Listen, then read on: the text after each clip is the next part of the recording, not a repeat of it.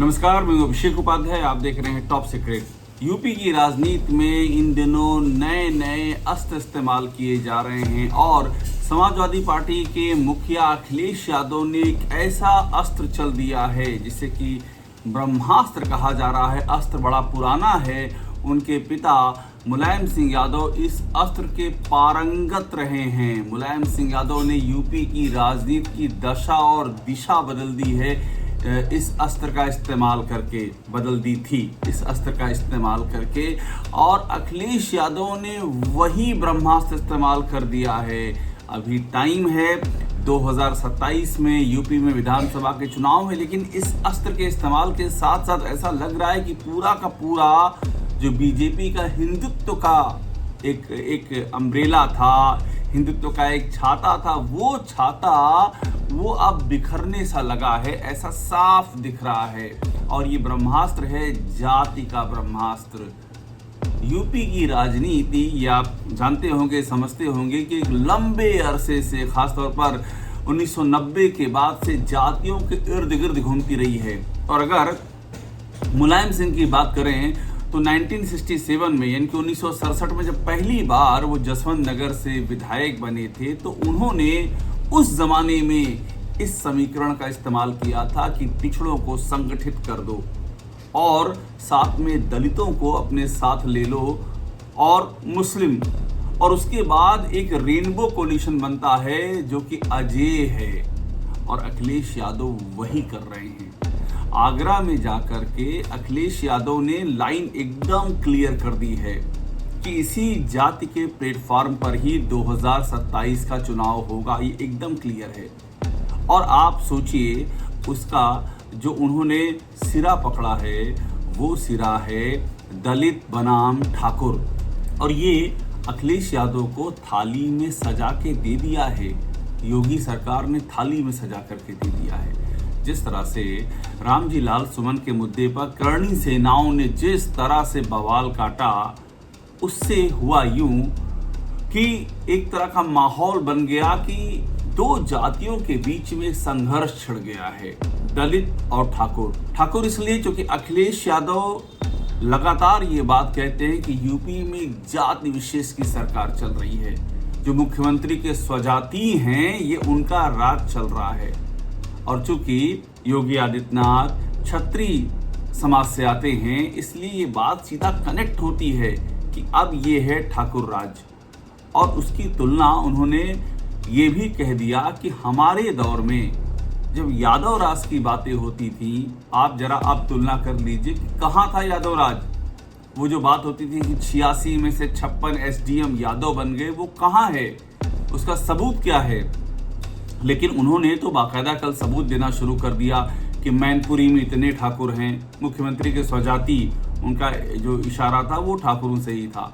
और भी उन्होंने कई जिले गिना दिए कि इसमें इतने, जो थाने पर इतने मुख्यमंत्री के स्वजाति तैनात हैं, इनका खंडन कोई करे, और अभी तक खंडन नहीं आया है। और जहां तक 86 में से 56 एसडीएम की बात है, आपको याद होगा अखिलेश यादव ने विधानसभा में 2023 में बाकायदा ये सवाल उठाया था योगी आदित्यनाथ के सामने कि जरा आप वो दस्तावेज दीजिए। तो जब ये कहा गया था कि 86 में से 56 यादव एसडीएम हो गए, कहाँ है वो, उसके कागज कहाँ हैं, आप साबित तो कीजिए। लेकिन वो बात भी सामने नहीं सरकार रख पाई कि 86 में से 56 एसडीएम यादव कहाँ हैं। तो ये कुल मिलाकर के एक नैरेटिव धीरे धीरे तैयार होता रहा, और वो नैरेटिव तैयार होकर के अब यहाँ पर पहुँच गया है कि ये पूरे प्रदेश में आवाज़ जारी है कि क्या ये जो लड़ाई है ये हो चुकी है कि जो उच्च जातियों में, खासतौर पे वो जाति जिससे कि सीएम बिलोंग करते हैं, और अखिलेश यादव जो रेनबो बना रहे हैं, वो कह रहे हैं कि हम पिछड़े हैं तो हमारे ऊपर आप इस तरह की बातें करोगे, हमको गोली मारने की धमकी दी जाएगी। ये करणी सेना के एक कार्यकर्ता ने टीवी चैनल पे दिया था और ये बहुत चर्चा हुई थी, उस पर कोई कार्रवाई नहीं हुई। तो ये सब मौका बीजेपी ने दे दिया है और अखिलेश यादव ने इस मौके को लपक लिया है। एक बात और की है अखिलेश यादव ने एक रेनबो कोलिशन बनाना शुरू कर दिया है। मैं आपसे शुरू से कह रहा हूं कि वो अपने पिता मुलायम सिंह यादव के पद चिन्हों को एग्जैक्ट फॉलो कर रहे हैं। आपको याद होगा साल 1992 में बाबरी मस्जिद का विध्वंस हुआ और 93 में मुलायम सिंह यादव की समाजवादी पार्टी सत्ता में आ गई। ऐसे नहीं आई थी। मुलायम सिंह यादव ने बीएसपी के संस्थापक काशीराम के साथ में गठजोड़ किया था और ये जो काशीराम के साथ में उनका गठजोड़ था, इसने राजनीति की दिशा ही बदल दी।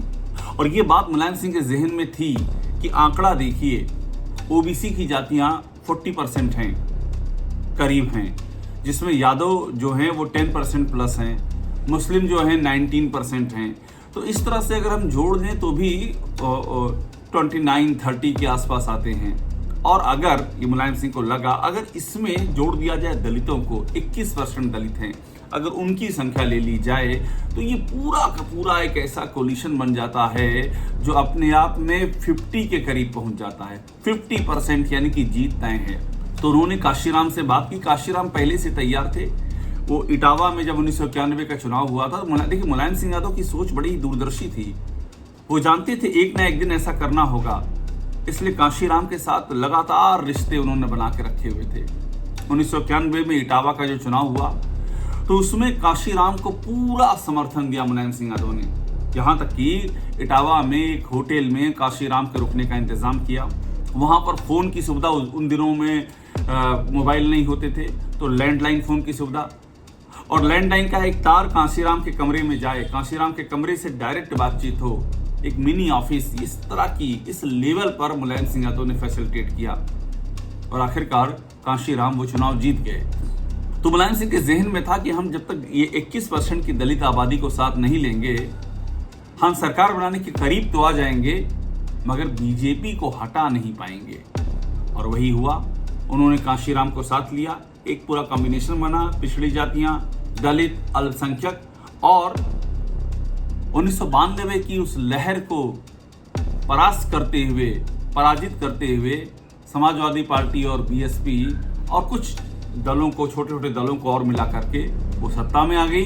मुलायम सिंह यादव मुख्यमंत्री बन गए। यही कॉम्बिनेशन इस समय अखिलेश यादव बना रहे हैं। और आप देखिए, अखिलेश यादव लगातार हाता की आवाज उठा रहे हैं। हाता यानी कि पंडित हरिशंकर तिवारी का गोरखपुर का घर। पंडित हरिशंकर तिवारी और योगी आदित्यनाथ की दुश्मनी जग जाहिर रही है और इसके बैकग्राउंड में है ब्राह्मण बनाम ठाकुर की राजनीतिक लड़ाई। ये माना जाता रहा है कि जो मठ है योगी आदित्यनाथ का, वो राजपूतों का गढ़ है और हाता ब्राह्मणों का गढ़ है। और ये पुरानी लड़ाई है। योगी आदित्यनाथ के गुरु महंत अवैधनाथ के जो गुरु थे दिग्विजयनाथ, उनके जमाने से ये लड़ाई चल रही थी। ये लड़ाई गोरखपुर विश्वविद्यालय में आई। गोरखपुर विश्वविद्यालय की कार्यकारिणी में लड़ाई शुरू हुई कि ब्राह्मण कितने और ठाकुर कितने। पंडित हरिशंकर तिवारी ने वहां भी अपना हस्तक्षेप किया। रविंद्र सिंह विधायक हुआ करते थे, उनकी गोली मार के हत्या कर दी गई और उसके बाद पंडित हरिशंकर तिवारी के खेमे के भी कुछ लोगों की हत्याएं हुई और ये सिलसिला चल निकला। और उस हाथा पर पंडित हरिशंकर तिवारी के ना रहने के बाद और उस दौर में जब योगी आदित्यनाथ सीएम बन गए तो आरोप लगा कि उन्होंने अपना पुराना बदला निकालना शुरू किया। हाथा पर जो चबूतरा, एक हाथा के पंडित हरिशंकर तिवारी की मूर्ति के लिए एक चबूतरा बनाया जा रहा था, उस चबूतरे पर बुलडोजर चला, हाथा से जुड़ी एक बाउंड्री वॉल तोड़ी गई। और इतना ही नहीं, विनय शंकर तिवारी को गिरफ्तार कर लिया गया, जो पंडित हरिशंकर तिवारी के छोटे बेटे हैं और वो चिल्लूपार से विधायक भी रह चुके हैं, जहां से कभी पंडित हरिशंकर तिवारी विधायक हुआ करते थे, 7 बार के विधायक थे इनफैक्ट। तो इस तरह से जब चीजें हुई तो वो ब्राह्मण वोटों को मैसेज गया कि ब्राह्मण वोट जो हैं उनको टारगेट कर रही है योगी सरकार, और अखिलेश यादव ने इसको भी लपक लिया। वो जहां जा रहे हैं हाथे का जिक्र कर रहे हैं कि इनको हाथा नहीं सुहाता। तो आप देखिए, जो मैं कह रहा हूं कि पूरा वो जाति का ब्रह्मास्त्र है अखिलेश यादव ने ले लिया और ये बीजेपी के लिए बड़ी चिंता का सबब है। जो दलितों वाली आउटरीच है, दलितों को अपने साथ करो, वो उन्होंने शुरू कर दी है। रामजी लाल सुमन को बार बार उनके घर जाना, उनकी फोटो प्रोजेक्ट करना, उनके साथ फोटो। इसके पहले संसद में अवधेश पासी जो अयोध्या से सांसद चुने गए, उनको साथ में लेकर के चलना जगह जगह। लगातार प्रोजेक्शन कर रहे हैं कि दलित हमारे साथ हैं, और ये इसलिए भी है क्योंकि बीएसपी का वोट बैंक बिखर चुका है। वो सपा में ट्रांसफर, वो कुछ बीजेपी में ट्रांसफर हुआ, कुछ सपा में हुआ, लेकिन सपा में मैक्सिमम चंक लेने की अखिलेश यादव कोशिश कर रहे हैं। तो एक और ही दलित वोट बैंक है, बार बार हाथा का जिक्र करना, ब्राह्मण वोट बैंक, ओबीसी में मेजर चंक यादव उनके साथ में लॉयल है, 19% मुस्लिम उनके साथ में लॉयल है, और जो नॉन यादव हैं, खासतौर पर कुर्मी वोट बैंक हो गया, कुशवाहा वोट बैंक हो गया, उन सबको भी अट्रैक्ट कर, मौर्या हो गया, अट्रैक्ट करने की कोशिश है। बाबू सिंह कुशवाहा इस काम में लगे हुए हैं, जो अभी सांसद बने हैं, पहले बहन जी के बहुत ही करीबी हुआ करते थे, समाजवादी पार्टी के चुनाव निशान पर जौनपुर से सांसद बने हैं, वो इस काम में लगे हुए हैं। ऐसे उनके और भी कई साथी जिनको अखिलेश यादव ने इसी कास्ट की चर्निंग में लगा रखा है। तो ये बीजेपी के लिए बड़ी चिंता का सबब बन रहा है कि अगर ये कास्ट वाला रेनबो बना लिया अखिलेश यादव ने, जिसमें वो काफी जोर शोर से आगे बढ़ रहे हैं, तो ये बीजेपी के लिए मुसीबत का सबब बन सकता है, और हिंदुत्व का पूरा अम्ब्रेला जो बीजेपी बनाने की कोशिश कर रही थी, उस अम्ब्रेला में छेद हो सकता है। तो इसीलिए कहा जा रहा है कि अखिलेश यादव ने ब्रह्मास्त्र चल दिया है, और अब इसको काटने के लिए बीजेपी के पास समय बहुत कम बचा है। टॉप सीक्रेट को देखते रहिए, लाइक कीजिए, सब्सक्राइब कीजिए, आपको यहाँ वो सारी खबरें मिलेंगी जो और कहीं नहीं मिलेंगी, आपको सिर्फ यही मिलेंगी।